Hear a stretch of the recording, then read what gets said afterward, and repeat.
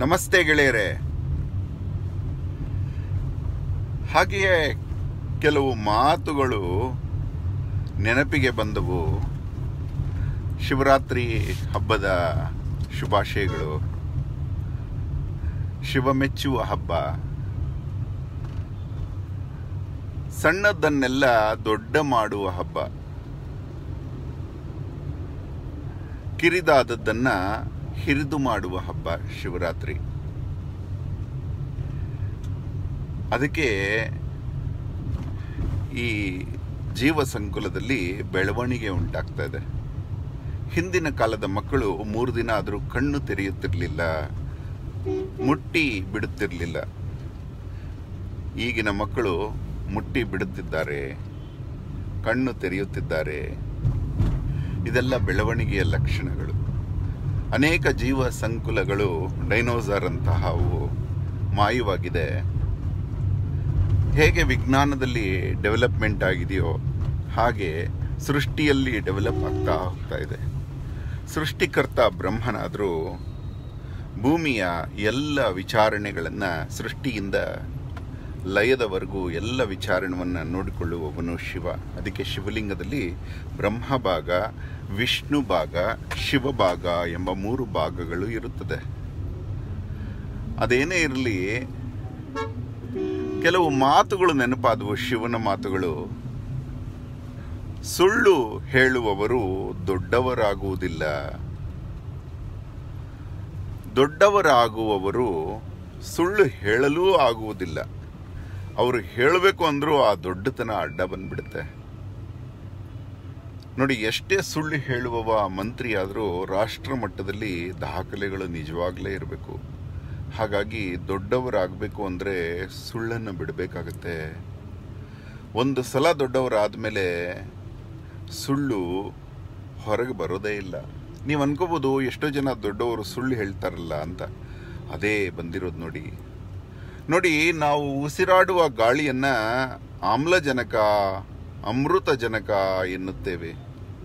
ಅಂದರೆ ನಾವು ಒಳಗೆ ತೆಗೆದುಕೊಳ್ಳುವ ಗಾಳಿಯನ್ನು ಅಮೃತ, ಆಮ್ಲಜನಕ ಅನ್ನುತ್ತೇವೆ, ಪ್ರಾಣವಾಯು ಎನ್ನುತ್ತೇವೆ. ಅದೇ ಹೊರಗೆ ಬಿಡುವ ಗಾಳಿಯನ್ನು ವಿಷಗಾಳಿ ಎನ್ನುತ್ತೇವೆ. ಅದನ್ನು ಕಾರ್ಬನ್ ಡೈಆಕ್ಸೈಡ್ ಎನ್ನುತ್ತೇವೆ. ಹೀಗಿರುವಾಗ ನೀವು ಯಾರಾದರೂ, ನಿಮ್ಮಲ್ಲಿ ಒಬ್ಬರಾದರೂ ಆಮ್ಲಜನಕದಿಂದ ಒಂದು ಬಲೂನನ್ನು ಊದಲಾಗುತ್ತದೆಯೇ? ಇಲ್ಲ. ನೀವು ಎಂಥ ಮಹಾನುಭಾವರೇ ಆಗಿರಲಿ, ಬಲೂನನ್ನು ಊದಬೇಕು ಅಂದರೆ ವಿಷಗಾಳಿನೇ ಬೇಕು. ಅಂದರೆ ಒಂದು ಬಲೂನು ಆರ್ಟಿಫಿಷಿಯಲ್ ಆಗಿ ದೊಡ್ಡದಾಗಬೇಕು ಅಂದರೆ ಅದರೊಳಗಡೆ ತುಂಬಿಕೊಳ್ಳುವುದೆಲ್ಲ ವಿಷಗಾಳಿಯೇ. ಹಾಗೆ ಒಬ್ಬ ಮನುಷ್ಯ ತೋರ್ಪಡಿಕೆಯ ದೊಡ್ಡತನ ಬೇಕು ಅಂದರೆ ಒಳಗಡೆ ಆ ವಿಷಗಾಳಿ ತುಂಬ್ಕೋಬೇಕಾಗುತ್ತೆ. ಆದರೆ ನಿಜವಾದ ದೊಡ್ಡತನ ಬೇಕು ಅಂದರೆ ಒಳಗಡೆ ಎಲ್ಲ ಅಮೃತ ತುಂಬಿರಬೇಕಾಗತ್ತೆ. ಅದೇ ಸತ್ಯಸಂಧತೆ. ಹೀಗೆ ಈ ವಿಚಾರಗಳನ್ನು ಅರಿತಾಗ ನಮಗೆ ನಿಜವಾದ ದೊಡ್ಡತನ ಯಾವುದು, ಸುಳ್ಳಿನ ದೊಡ್ಡತನ ಯಾವುದು ಅಂತ ಗೊತ್ತಾಗುತ್ತೆ. ಈ ಮಾತುಗಳು ಶಿವನ ಮಾತುಗಳು ರೀ. ಶಿವ ಅದಕ್ಕೆ ನಮಗೆಲ್ಲ ಇಷ್ಟ ಆಗಿದ್ದು. ಶಿವ ಸೃಷ್ಟಿಕಾಲದಲ್ಲಿ ವಿಶ್ವಕರ್ಮಾದಿ ಎಲ್ಲರಿಗೂ ಇಂತಹ ಮಾತುಗಳನ್ನು ಹೇಳ್ತಾ ಹೋದ. ಅಂದರೆ ನೀವು ಅನ್ಕೋಬೋದು ಈ ಮಾತುಗಳು ಬಲೂನ್ ಎಲ್ಲಿಂದ ಬಂತು ಶಿವನ ಕಾಲದಲ್ಲಿ ಅಂತ. ಇಲ್ಲ, ಶಿವನ ಕಾಲದಲ್ಲಿ ಬಲೂನ್ ಇರಲಿಲ್ಲ. ಅದು ಇವನ ಒಂದು ಉದಾಹರಣೆ ಅಷ್ಟೇ. ಮತ್ತೆ ಶಿವನ ಮಾತುಗಳನ್ನು ಸುಲಭವಾಗಿ ನಿಮಗೆ ಹೇಳ್ತಾ ಇರುವಂಥದ್ದಿದು. ಶಿವರಾತ್ರಿ ದಿನ ನಿಮ್ಗೆ ಅನ್ನಿಸ್ಬೋದು ಅನೇಕ ವಿಚಾರಗಳು ನಮಗೆ ಯಾಕೆ ಪುರಾಣಗಳು ಓದಬೇಕು, ಇವನು ಪುರಾಣ ಯಾವಾಗಲೂ ಪುರಾಣ ತೆಗಿತಾನೆ ಅಂತ ಅನ್ಕೋತಾರಲ್ಲ. ಅದು ನಮ್ಮನ್ನು ನಾವು ಬೆಳೆಸಿಕೊಳ್ಳಲು ಪುರಾಣಗಳಲ್ಲಿರುವ ಅಮೃತ ಗಾಳಿಯನ್ನು ಒಳಗಡೆ ಎಳೆದುಕೊಳ್ಳಬೇಕು. ಇನ್ನೊಬ್ಬರು ಊದಿದರೆ ಅದು ವಿಷಗಾಳಿ ಆಗುತ್ತೆ. ಅದಕ್ಕೆ ಪುರಾಣ ಓದುವುದರಿಂದ ಹೀರಿಕೊಳ್ತೀವಿ. ಗುರುವಿನಿಂದ ಶಿಷ್ಯ ಹೀರಿಕೊಂಡಾಗ ಅಮೃತ ಗಾಳಿ ಬರುತ್ತೆ. ಗುರು ಊದಿದಾಗ ಅದು ವಿಷಗಾಳಿ ಆಗುತ್ತೆ. ಅದಕ್ಕೆ ಊದುವ ಗುರುಗಳು ಬೇಕಾಗಿಲ್ಲ, ಹೀರುವ ಗುರುಗಳು ಬೇಕು ಅಂತ ಹೇಳ್ತಾರೆ. ಇವೆಲ್ಲ ಶಿವನ ಮಾತುಗಳೇ. ನೋಡಿ, ಶಿವರಾತ್ರಿ ಅಂದು ನಮಗೆ ಹೇಗೆ, ಏನು ಇದು ಶಿವರಾತ್ರಿ ಅನ್ನೋ ಭಾವನೆಯೂ ನಿಮಗೆ ಬರ್ಬೋದು. ನಮ್ಮ ದಿನನಿತ್ಯದ ತೃಣಮಾತ್ರದಿಂದ, ಫಾರ್ ಎಕ್ಸಾಂಪಲ್ ಒಂದು ತತ್ಪರ ಅಂದರೆ ಸಮಯದ ಅತ್ಯಂತ ಕಡಿಮೆಯ ಕ್ಷಣವನ್ನು ತತ್ಪರ ಅಂತಾರೆ. ಅಂದರೆ ಒಂದು ಘಟಿಯಲ್ಲಿ 5,60,000 ತತ್ಪರಗಳಿರುತ್ತೆ. ಅಂದರೆ ಆ ತತ್ಪರದಲ್ಲಿ 3ನೇ ಜಾವ ಅಂತಿರುತ್ತೆ. ಅದು ಪವಿತ್ರ ಜಾವ, ಅಂದರೆ ಆವಾಗ ತಾನೇ ಹುಟ್ಟಿದ ಮಗುವಿನ ಲಕ್ಷಣ ಇರುತ್ತೆ. ಹಾಗೆ ನಮ್ಮ ದಿನನಿತ್ಯದ 3ನೇ ಜಾವ ಅಂದರೆ ಬ್ರಾಹ್ಮಿ ಮುಹೂರ್ತ ಅಂತ ಕರಿತೀವಿ. ಯಾಕಂದರೆ ಸೃಷ್ಟಿಯ ಮೂಲ ಬ್ರಹ್ಮ ಕಣ್ರಿ. ಆ ಬ್ರಹ್ಮನ ಮುಹೂರ್ತದಲ್ಲಿ ಜಪ ಮಾಡಬೇಕು ಅಂತ ಹೇಳ್ತಾರೆ. ಅಂದರೆ ಬೆಳಗಿನ ಜಾವ ಮಧ್ಯಾಹ್ನ 3 ರಿಂದ 6 ಗಂಟೆ ಬ್ರಾಹ್ಮಿ ಮುಹೂರ್ತ ಅಂತ ಹೇಳ್ತೀವಿ. ಹೀಗೆ ದಿನಮಾನದಲ್ಲಿ 3 ರಿಂದ 6 ಗಂಟೆ ಬ್ರಾಹ್ಮಿ ಮುಹೂರ್ತ ಆದರೆ ವರ್ಷಮಾನದಲ್ಲಿ ಆ ಬ್ರಾಹ್ಮಿ ಮುಹೂರ್ತ ಯಾವುದು ಅಂದರೆ ಅದೇ ಶಿವರಾತ್ರಿ. ನೋಡಿ, ಸೂರ್ಯನ ರಥಸಪ್ತಮಿಯ ನಂತರ ಬೆಳಗಾಗುವುದು ಯುಗಾದಿಗೆ, ಬೆಳಗಾಗುವ 6 ಗಂಟೆ ಯುಗಾದಿಗೂ ಸಂಕ್ರಮಣಕ್ಕೂ ಮಧ್ಯೆ ಬರುವಂತಹ ಈ ಶಿವರಾತ್ರಿ ವರ್ಷದ ಬ್ರಾಹ್ಮಿ ಮುಹೂರ್ತ. ಮಗುವಿನಂತಹ ದಿನಗಳು ಆರಂಭವಾಗುವ ದಿನ. ಚಳಿ ಚಳಿ ಎಂದು ಬಿಟ್ಟು ಹೋಗುವ ಶಿವರಾತ್ರಿ ಇದು. ನೋಡಿ, ಏನು ವೈಜ್ಞಾನಿಕವಾಗಿ ಮಾಡಿದಾರೆಲ್ಲ. ಶಿವ ತಾನೇ ಹೇಳಿಕೊಳ್ತಾನೆ ತನಗೆ ಪೂಜೆ ಸಲ್ಲ, ತನ್ನ ಮೂರ್ತಿಗೆ ಪೂಜೆ ಮಾಡಬಾರ್ದು ಅಂತ.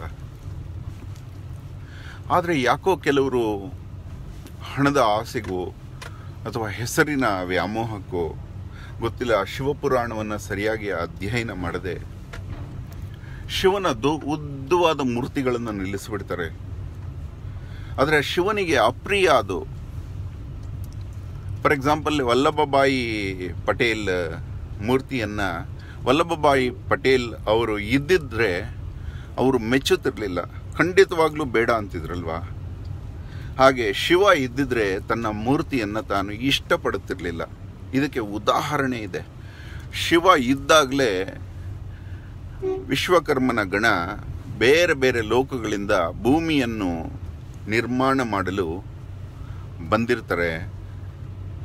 ಅವರು ಕೆಲವರು ಕಬ್ಬಿನ ರಸದ ಆಸೆಗೆ ಇಲ್ಲೇ ಉಳಿದುಕೊಂಡು ಬಿಡ್ತಾರೆ. ಅದು ಅಷ್ಟು ರುಚಿಯಾಗಿರುತ್ತೆ ಕಬ್ಬಿನ ರಸ, ಅಮೃತನೂ ಬೇಡ ಅಂತ ಉಳಿದುಕೊಂಡ್ಬಿಡ್ತಾರೆ. ಅವರು ಇಲ್ಲೇ ಉಳಿದು ಶಿವ ಮರಳಿ ಹೋಗುವಾಗ ಶಿವನ ಹತ್ರ ಹೋಗ್ಬಿಟ್ಟು, ಶಿವ ನಿನ್ನ ಪೂಜೆ ಮಾಡಬೇಕಪ್ಪ, ನಿನ್ನ ನೆನಪಿಗೆ ನಾವು ನಿನ್ನ ಮಂದಿರ ಸ್ಥಾಪಿಸ್ಕೊಂಡು ಅಂತ ಹೇಳಿದಾಗ ಶಿವ ಸುತಾರಾಮ್ ಒಪ್ಪೋದಿಲ್ಲ. ನೀವೇನಾದರೂ ಹಾಗೆ ಮಾಡಿದರೆ ಪರಿಣಾಮ ಸರಿ ಇರುವುದಿಲ್ಲ ಅನ್ನೋವರೆಗೂ ಮಾತಾಡ್ತಾನೆ ಶಿವ. ನನಗೆ ಪೂಜೆ ಸಲ್ಲ, ನಾನಿಲ್ಲ, ನಾನತ್ವವಿಲ್ಲದವನೇ ಶಿವ, ನನ್ನ ಕಾಯಕಕ್ಕೆ ಪೂಜೆ ಬೇಕು. ಕಾಯಕ ಯಾವುದು ಅಂದರೆ ಸೃಷ್ಟಿಯ ಆರಂಭದಿಂದ ಲಯ, ಆ ಮೂರರನ್ನು ನಿರ್ಮಿಸಿದ ಒಂದು ಪ್ರಮಾಣ ತಂತ್ರವೇ ಶ್ರೀಯಂತ್ರ ಮತ್ತು ಶಿವಲಿಂಗ. ಶಿವಲಿಂಗದಲ್ಲಿ ಸೃಷ್ಟಿ ಸ್ಥಿತಿ ಲಯಗಳು 3 ಇರುತ್ತವೆ. ಇದನ್ನ ಹೇಳ್ತಾನೆ ಶಿವ. ಆ ಪ್ರೇರಣೆಯಿಂದಲೇ ಇವನು ನಟೇಶ ಪೊಲೆಪಲ್ಲಿ ಅಂತ ಇದ್ದ ಹೆಸರನ್ನು ತೆಗೆದು ಶೂನ್ಯ ಸಂಕೇತವಾದ ಅಹೋರಾತ್ರ ಎನ್ನುವ ಕಾಯಕ ನಾಮವನ್ನು ಇಟ್ಟುಕೊಂಡಿದ್ದು. ಶಿವನ ಬಗ್ಗೆ ನೀವು ಓದಿದಷ್ಟು ನೀವು ಶಿವನಂತೆ ಆಗುವುದು ಖಂಡಿತ ಕಣ್ರಿ. ಶಿವನ ಬಗ್ಗೆ ಹೀರಬೇಕು ನಾವು. ಮಂದಿರಕ್ಕೆ ಹೋಗಿ ದರ್ಶನ ಪಡೆದ ಮಾತ್ರಕ್ಕೆ ಒಳ್ಳೆಯದಾಗುತ್ತೆ ಅನ್ನುವುದು ಸುಳ್ಳು. ಆ ಮಂದಿರದ ಶಿವಲಿಂಗವನ್ನು ಹೀರಿಕೊಳ್ಳಬೇಕು ನೀವು.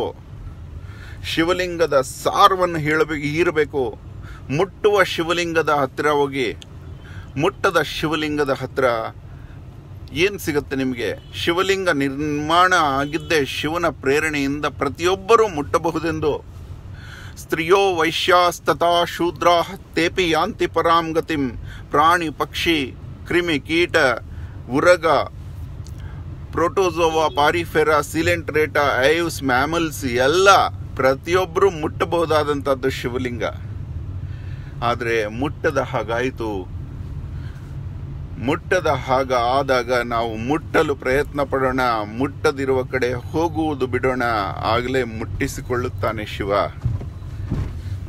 ಎಲ್ಲೆಲ್ಲೂ ಶಿವ ಕಾಣುವ ಮಟ್ಟಕ್ಕೆ ನಾವು ಶಿವನನ್ನು ಮುಟ್ಟಬೇಕು, ಶಿವನನ್ನ ಹೀರಬೇಕು, ಶಿವನನ್ನು ಅಪ್ಪಿಕೊಳ್ಳಬೇಕು. ಆ ಶಿವ ಅಂದ್ರೆ ಕಾಯಕ. ನಿಮ್ಮ ಕೆಲಸ ಶಿವ ಅಂತ ಗೊತ್ತಾಗುವವರೆಗೂ ಶಿವನ ಹಿಂದೆ ಬಿದ್ದಿರಬೇಕು. ಆ ಕೆಲಸವನ್ನ ಅಪ್ಪಬೇಕು, ಕೆಲಸವನ್ನ ಮುಟ್ಟಬೇಕು. ಬಾಸುಗಳಿಗೆ ಹೆದರಬಾರದು, ನೀವು ಬಾಸ್ ಆದ್ರೆ ಹೆದರಿಸಬಾರದು. ಅದೇ ಕಣ್ರಿ ಉದ್ಯೋಗ. ಉದ್ಯೋಗ ಅಂದ್ರೆ ಉ ಅಕಾರ ಉಕಾರ ಮಕಾರದಲ್ಲಿ ಉಕಾರ ಉದ್ಯೋಗ ಅಂದ್ರೆ ಸಿಗುತ್ತೆ. ಅಕಾರ ಅಂದ್ರೆ ಸಿಗೋದಿಲ್ಲ, ಉಕಾರ ಅಂದ್ರೆ ಮೇಲಿದೆ, ಮಕಾರ ಅಂದ್ರೆ ಸಿಗತ್ತೆ. ಅಂದ್ರೆ ಆ ಸಿಗದೇ ಇರುವುದನ್ನು ಸಿಗುವಂತೆ ಮಾಡುವುದೇ ಉದ್ಯೋಗ. ಸಿಗದ ಎಲ್ಲರಿಗೂ ಉದ್ಯೋಗ ಸಿಗುವಂತಾಗ್ಲಿ ಈ ಶಿವರಾತ್ರಿಯ ದೆಸೆಯಿಂದ. ಧನ್ಯವಾದ ಗೆಳೆಯರೇ, ಧನ್ಯವಾದ. Thank you very much.